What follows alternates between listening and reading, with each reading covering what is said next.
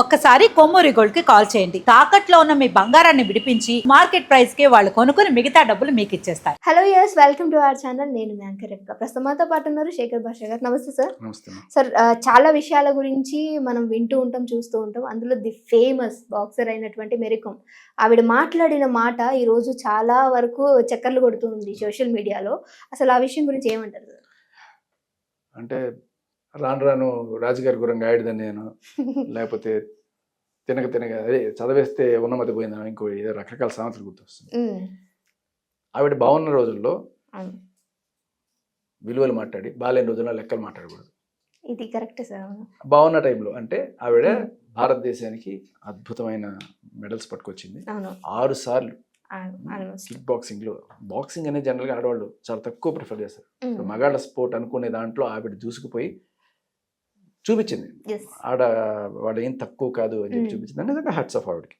కానీ అటువంటి ఆవిడ కూడా ఇంత కుంచిత స్వభావంతో ఆలోచిస్తుందా అనేది, అంటే ఇప్పుడు ఆవిడ గురించి ఏకంగా సినిమాలో తీశారు మనవాళ్ళు. మేరీ కోమ్ అని ఒక బయోపిక్ తీశారు.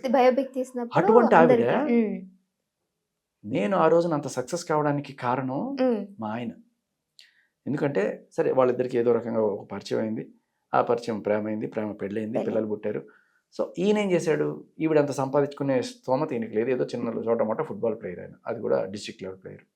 సరే ఆయన ఆడుకుంటూ ఒక పక్క పిల్లల్ని చూసుకుంటూ చేసుకుంటూ ఉంటే, ఈవిడ అంతర్జాతీయ టోర్నమెంట్స్కి వెళ్ళడానికి వీటన్నిటికీ కూడా టైము ఈయన వల్లే వచ్చింది. చెప్పాలంటే ఈయన ఇల్లు చూసుకోవడం వల్ల ఆవిడ డ్రీమ్ సాధించుకోవడానికి బయటకు వెళ్ళింది.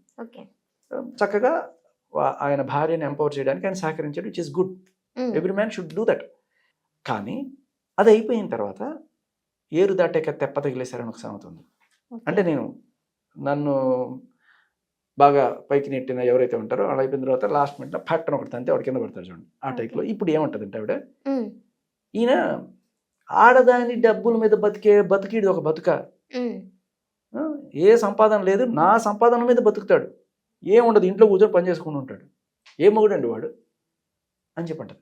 అంటే సార్, ఇప్పుడు నాకు ఇక్కడ ఒక డౌట్ వచ్చింది ఏంటంటే, ఇద్దరు సైడ్స్ ఆలోచించకుండా మాట్లాడేయకూడదు మనం కూడా.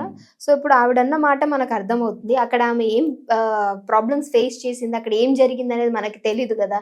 సో మనం ఎలా స్టేట్మెంట్ పాస్ చేయొచ్చు దానిపైన? ఇప్పుడు ఉన్న దాని మీద ఆవిడ ఇచ్చిన స్టేట్మెంట్ మీదే మనం డిస్కషన్ నడుపుతున్నాం. ఆవిడ తర్వాత ఇంకా ఇంటర్నల్ గా ఎంత పాపం ఎంత కష్టాలు పడింది అని చెప్పుకోవచ్చు. బట్ ఏమైనా కూడా బాగున్నప్పుడు ఒక మాట, బాగాలేనప్పుడు ఒక మాట, ఒట్టేసి ఒక మాట, ఒట్టేయకుండా ఒక మాట అనేది చెప్పకూడదు. అంటే ఇక్కడ జనాలకి అర్థం కావాల్సింది ఏంటంటే, ఒకప్పుడు తనే అన్నారు నా భర్తే నాకు బ్యాక్ సపోర్ట్, బట్ ఇప్పుడు ఆవిడే అంటున్నారు నా సంపాదన పైన తింటున్నారు అని. సో ఇది నోటీస్ చేయాల్సి ఉంటుంది. అంటే ఆడవారిని కించపరచడం ఇంటెన్షన్ కాదు ఇక్కడ. సో మాట్లాడిన మాటను బట్టి, అంతే కదా సార్? ఇక్కడ ఆడవారిని కించపరచడం కాదు, మగవారిని కించపరచడం అనేది ఇక్కడ. మగవారు నిజంగా ఏంటంటే ఇదే పని మన మగవాళ్ళందరూ కూడా చాలా మంది వెళ్ళి, మా నాన్నైనా ఎవరైనా సరే నేనైనా వెళ్ళి బయట సంపాదించుకొస్తాను, ఇంట్లో పోషించుకుంటుంటాం పిల్లల్ని. సో వాళ్ళు చేసేది తక్కువ, నువ్వు నా సంపాదన మీద బతుకుతున్నావు, నీకేం లేదా అని చెప్పి వాళ్ళు అంటే ఎలా ఉంటుంది? యారా నేను వదిలేసిపోతాను, నువ్వు చూసుకో పిల్లల్ని, మొత్తం నువ్వు చూసుకో, ఇంటి పని నువ్వు చేసుకుని ఆఫీస్ పని చేయగలవా? చేయలేవు కదా. నువ్వు ఈ రోజున హ్యాపీగా చేసే లేడీస్ కూడా ఉన్నారు కదా. అదేంటా, నువ్వు లేడీస్ ఉన్నారు, మగాడు పోయి ఆఫీస్లో అంత హ్యాపీగా పని చేసుకొని తిరిగి రాగలుగుతున్నాడు అంటే ఇంటిని చక్కబెట్టడానికి ఆవిడ ఉంది, ఆవిడ చేస్తుంది కాబట్టే కదా. మరి ఇదే పని ఎవరు చేసినా, మగాడు చేసినా, ఇప్పుడు వాళ్ళ ఆయన ఇదే పని చేశాడు, మేరీ కోమ్ వాళ్ళ ఆయన, ఎందుకు ఆ గౌరవం మగాడికి దక్కట్లేదు? ఆడవాళ్ళకి దక్కిన గౌరవం మగాడికి ఎందుకు దక్కట్లేదు?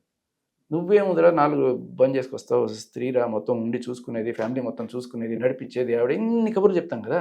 మరి ఇదే మగాడు చేస్తే సంపాదించిన మగాడు బతుకు ఒక బతికేనా, ఆడదాని దీన్ని బతుకు ఒక బతికేనా అనేది ఒక చులకన భావం అనేది చాలా తప్పు. అది కూడా ఒక నేషనల్ ఐకన్ మాట్లాడాల్సిన మాట కాదు అనేది ఇక్కడ పాయింట్. సో ఇక్కడ ఒకటే ఇది కనబడుతుంది, చెప్పండి సార్. అడ్వాంటేజెస్ కావాల్సి వచ్చినప్పుడు హక్కులు గుర్తొస్తాయి, ఓకే, బాధ్యతలు గుర్తొచ్చినప్పుడు వాళ్ళ మీద పెట్టడం. సో నువ్వు హక్కుల్ని బాధ్యతల్ని సరిగ్గా తీసుకోగలిగినప్పుడే ఇది ఉంటుంది. అంతేగాని నేనేదైనా సంపాదిస్తే అది నా గొప్పతనం, నేనేదైనా ఫెయిల్ అయితే అది నీ వల్ల, ఇది చిల్లర మనస్తత్వం. సో ఇది ప్రతి ఒక్కళ్ళు కూడా, ఆడలేదు మగలేదు ఎవరైనా సరే, వాళ్ళ అవతల వాళ్ళ కష్టాన్ని గుర్తించి ఇచ్చేయాలి తప్ప నువ్వు మగాడివి కాబట్టి చచ్చినట్టు నన్ను పోషించాలి, మగాడివి కాబట్టి నువ్వు నన్ను చూసుకోవాలి. కాదు, ఆడ మగ తేడా లేదు, ఎవరైనా వాళ్ళ కష్టాన్ని మనం ఏదైనా ఫ్యామిలీ కోసం అన్నట్టుగా అంతే. పనిచేయాలి. అంతే. Okay sir, thank you so much. So చూసారు కదా, మరి ఈ ఇంటెన్షన్ పైన, ఈ టాపిక్ పైన మీరు ఏమనుకుంటున్నారని డెఫినెట్గా మాకు కింద కామెంట్ చేయడం మర్చిపోకండి. ఇంకా వీడితో మళ్ళీ మీ అందరి ముందుకు వస్తాం. చూస్తూనే ఉండండి అవర్ ఛానల్.